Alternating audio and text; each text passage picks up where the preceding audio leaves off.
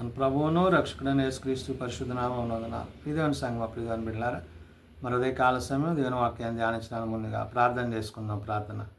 కృపగల తండ్రి, దయగల యేసయ్య, నీ బంగారు పాదాలకు లెక్కలేని వందనాలు, స్తుతులు, స్తోత్రములు. గతించిన రాత్రి అంతా నీ రెక్కల చాటును కాచి కాపాడి సంరక్షించిన దేవా, మరి ఉదయ కాల సమయం సజీవ లెక్కను చేరి ప్రార్థించుండగా వాక్యమైన దేవుడు వాక్యం ద్వారా నాతో మాతో మాట్లాడి మీరే మహిమ ఘనత ప్రభావాలు పొందమని యేసునామమున నడుచున్నాం తండ్రి. ఆమెన్. దేవుని సంగమ ప్రధాని బిడ్డ నేడు మాకు ఏర్పాటు చేయని దినవాక భాగము ఆది కాండము 26వ అధ్యాయము 6 నుంచి 15 వచనములో ఈ విధంగా రాయబడినవి. ఆది కాండము 26వ అధ్యాయము 6 నుంచి 15 వచనములో ఈ విధంగా రాయబడినవి. ఇస్సాకు గెరారులో నివసించెను. ఆ చోటి మనుష్యులు అతని భార్యను చూచి ఆమె ఎవరని అడిగినప్పుడు అతడు ఆమె నా సహోదరి అని చెప్పాను. ఎందుకనగా రెబెకా చక్కనిది గనుక ఈ చోటి మనుష్యులు ఆమె నిమిత్తము నన్ను చంపుదురేమో అనుకొని తన భార్య అని చెప్పుటకు భయపడాను. ప్రియదేవుని సంగమ ప్రియదేవుని బిడ్డలారా, రెబెకా విషయంలో మరి ఇస్సాకు అభ్యంతరం తెలియజేశాడు. అంటే ఆ ప్రజలు ఎవరైతే ఈ యొక్క గెరారులో నివసిస్తున్న ప్రజల మధ్య మరి ఇస్సాకు తన భార్య అక్కడ వారు నివసిస్తున్న పరిస్థితుల్లో మరి ఆ చోటి మనుష్యులు అతన్ని తన భార్య గురించి ప్రశ్నించినప్పుడు అక్కడ ఇస్సాకు అబద్ధం ఆడాడు. ఏమని ఆడాడు? ఈమె ఎవరని అడుగగా అతడు ఆమె నా సహోదరి అని చెప్పాడు. చెప్పడంతో ఎందుకనగా రెబెకా చక్కనిది కనుక ఆ చోటి మనుష్యులు ఆమె నిమిత్తము నన్ను చంపుదురేమో అనుకుని తన భార్య అని చెప్పుటకు భయపడ్డాడు. అంటే ఒకవేళ తన భార్య అని చెప్తే మరి తన భార్య నిమిత్తము తను చంపుతారనుకుని మరి ఇస్సాకు తలంచి ఆ విధంగా వారికి సమాధానం చెప్పాడు. అయితే అక్కడ అతడు చాలా దినములుండిన తరువాత ఫిలిష్తీయుల రాజైన అబీమెలెకు కిటికీ నుండి చూచినప్పుడు ఇస్సాకు తన భార్య అయిన రెబెకాతో సరసమాట కనపడెను. ఎప్పుడైతే ఒకానొక సందర్భంలో కొంతకాలం అయిన తర్వాత మరి రాజైన అబీమెలెకు కిటికీలోంచి చూచినప్పుడు మరి ఇస్సాకు తన భార్య అయిన రెబెకాతో సరసమాడుతున్న సందర్భం కనబడ్డాది. వెంటనే మరి అబీమెలెకు దాని విషయమై అప్పుడు అబీమెలెకు ఇస్సాకును పిలిపించి, ఇదిగో ఆమె నీ భార్యయే, ఆమె నా సహోదరి అని ఏళ్ళ చెప్పితివని అడుగగా ఇస్సాకు ఆమెను బట్టి నేను చనిపోవుదునేమో అని అనుకుంటునని అతనితో చెప్పాను. ఒకవేళ నా భార్య అని చెబితే మరి తన నిమిత్తము నన్ను చంపేస్తారేమో అన్న ఉద్దేశంతో ఆ విధంగా చెప్పానని తాను ఏదైతే అబద్ధం ఆడాడో ఇస్సాకు ఆ విషయాన్ని మరి అబీమెలెకుకు తాను చెప్పాడు. అందుకు అబీమెలెకు, నీవు మాకు చేసిన ఈ పని ఏమి? ఈ జనులలో ఎవడైనానో ఆమెతో నిర్భయముగా శయనించవచ్చునే. అప్పుడు నీవు మా మీదికి పాతకము తెచ్చి పెట్టువాడవగుదవని నేను. అంటే ఒకవేళ నీవు చెప్పిన మాటకి నీ సహోదరి అని నువ్వు చెప్పావు కాబట్టి ఒకవేళ ఎవడైనా మరి నీ భార్యను తను చేసుకున్న తన సర్ది అంటే తన వడిని తను చేర్చుకున్నా కానీ అక్కడ జరిగే పరిస్థితుల వల్ల కలిగే నష్టము, దాన్ని ఇక్కడ ఏమంటున్నాడు అబీమెలెకు, ఈ జనులలో ఎవడైనాను ఆమెతో నిర్భయముగా శయనించిన ఎడల, పాపం చేసిన ఎడల అప్పుడు నీవు మా మీదికి పాతకము తెచ్చి పెట్టువాడు అవుదు కదా, అది మరి పాపం కదా అనే విషయాన్ని అబీమెలెకు మరి అక్కడ ఇస్సాకుతో అన్నప్పుడు అబీమెలెకు ఈ మనుష్యుని జోలికైనను ఇతని భార్య జోలికైనను వెళ్ళవాడు నిశ్చయముగా మరణశిక్ష పొందునని తన ప్రజలకందరికీ ఆజ్ఞాపించాడు. కాబట్టి మరి రాజు తీసుకున్న నిర్ణయము అంటే ఏదైతే ఇస్సాకు యొక్క హృదయంలో తాను భావించిన ఆ యొక్క భావం ఏదైతే ఉందో ఆ భావాన్ని సరిచేయడం కోసము అబీమెలెకు తన ప్రజలకు ఒక హుకుం జారీ చేశాడు. ఏమని? ఈ మనుష్యుని జోలికైనను అతని భార్య జోలికైనను వెళ్ళువాడు నిశ్చయముగా మరణశిక్ష పొందునని తన ప్రజలకు ఆజ్ఞాపించుడు. ఈ విధంగా ఒక ఆజ్ఞ మరి చెప్పడం ద్వారా మరి మరి ఇస్సాకు కానీ తన భార్య అయిన రెబెకా కానీ మరి క్షేమంగా ఉంటారనే విషయాన్ని అబీమెలెకు తలంచాడు. అయితే ఇస్సాకు ఆ దేశమందున్న వాడై విత్తనము వేసి ఆ సంవత్సరమున 100 ఫలము పొందెను. అంటే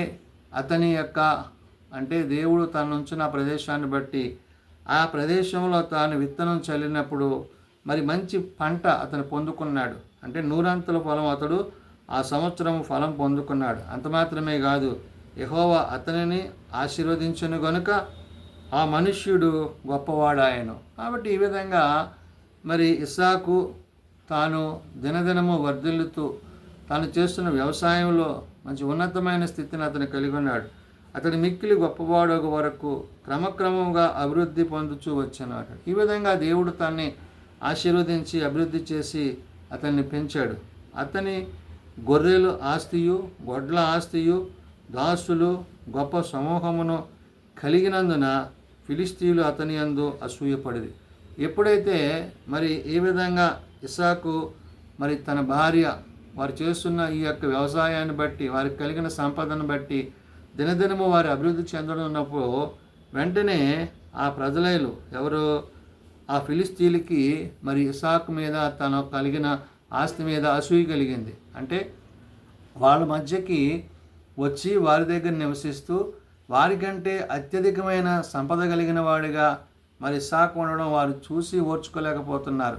అలాంటి పరిస్థితుల్లో అతని తండ్రి అయిన అబ్రహాము దినములలో అతని తండ్రి దాసులు తవ్వించిన బావులన్నిటినీ ఫిలిస్తీయులు మరి మన్ను పోసి పూడ్చివేసిరి. మరి ఇతని మీద కోపం, ఇతడు చేస్తున్న ఈ యొక్క సంపాదన చూసి ఆనాడు ఆ ఫిలిస్తీన్లకి కోపం వచ్చింది. కోపం వచ్చి ఏం చేశారంటే మరి ఇస్సాకు తండ్రి అయిన అబ్రహాము ఏదైతే ఆ దినాల్లో అబ్రహాము తాను జీవించిన దినాల్లో ఆయన తవ్వించిన బావులు ఏదైతే ఉన్నావో వాటన్నిటిని ఆ ఫిలిస్తీన్లు మన్ను పోసి మట్టి పోసి పూడ్చివేశారంట. అంటే మనిషి యొక్క ఆలోచన విధానం ఎలా ఉంటుందంటే ఎదుటివాడు మరి బాగుపడుతున్నప్పుడు చూసి ఓర్చుకోలేని పరిస్థితి. మరి ఇస్సాకు మరి తన భార్య అయిన మరి ఆ రెబెకాలను చూసినప్పుడు వారికి అసూయ కలిగి వారి విధంగా చేయడం జరిగింది. కాబట్టి నేడు మనము ఈ వాక్యం ద్వారా తెలుసుకోవాల్సింది ఏంటంటే దేవుడు ఆశీర్వదించినప్పుడు ఆ ఆశీర్వాదాలకు పాత్రమైనప్పుడు ఆ ఆశీర్వాదాలు పొందుకున్నప్పుడు ఆ ఆశీర్వాదాలకు తగిన వారుగా మనం ఉండాలి.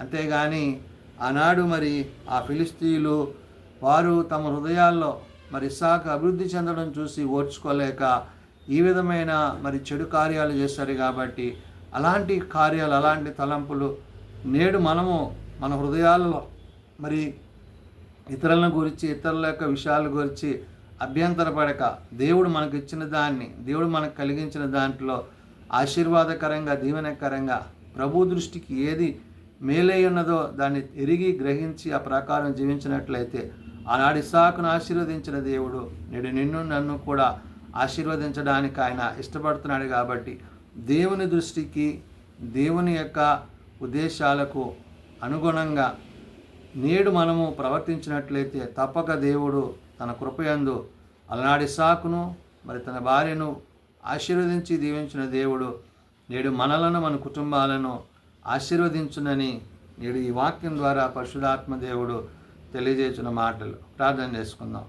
మమ్మల్ని మిక్కిలిగా ప్రేమించిన మా తండ్రి, కృపగలిగిన దేవ, నిజమైన ఆయన, నీవు నీ సేవకుణ్ణి తన భార్యను నిజమైన ఆయన మరి వారు ఉన్న ప్రదేశాన్ని బట్టి వారు ఉన్న ప్రాంతాన్ని బట్టి వారు అక్కడ నివసిస్తున్నప్పుడు వారికి కలిగిన భయాన్ని బట్టి మరి ఇస్సాకు తన రాజు ఎదుట అబీమెలెకు ఎదుట అబద్ధమాడినప్పుడు అయ్యా ఆ విషయం తెలుసుకొని అబీమెలెకు పిలిపించినప్పుడు ఎక్కడ తన భార్యను బట్టి తను చంపుతాడని భయపడ్డాడు.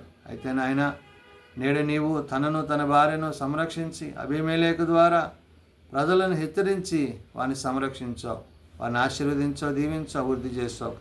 అయితే వారి కలిగిన సంపదను చూసి ఆ యొక్క ఫిలిస్తీయులు మరి వారి మీద అసూయపడి మరి తన తండ్రి జవించిన బావులను మరి పూడ్పించి ఎంతో వేదనకరమైన పరిస్థితుల్లో కొనసాగించారు.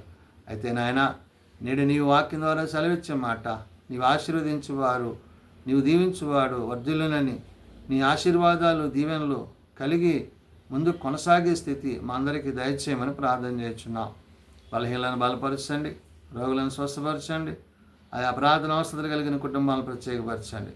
ఏ ఒక్కరూ నశించక అంతటందరూ మారు మనసు కలిగి పాపక్షమాపణ కలిగి నీ నిత్యరాజ్యమందు చేరగలిగిన కృప దయచేయండి. జన్మదినాలు, వివాహదినాలు ఆయా కుటుంబాలను ప్రార్థన అవసరతలను అక్కలు తెచ్చండి. చిన్నబిడ్డలు, యవనులు, పెద్దలు, వృద్ధులను జ్ఞాపకం చేసుకోండి.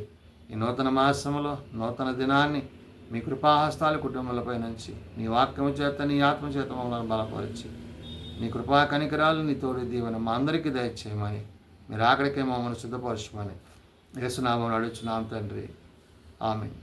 పరలోకమందున్న మా తండ్రి, నీ నామం పరిశుద్ధపరచబడుగాక, నీ రాజ్యం వచ్చుగాక, నీ చిత్తం పరలోకమందు నెరవేర్చినట్లు భూమి మీద నెరవేరుగాక. మా నాన్న మాకు దయచేయం. మరలా ప్రార్థన చేసిన వారిని మేము క్షమించున్న ప్రకారం మా ప్రార్థనలను క్షమించు. శోధనలో ఏకాదశులను తప్పించు.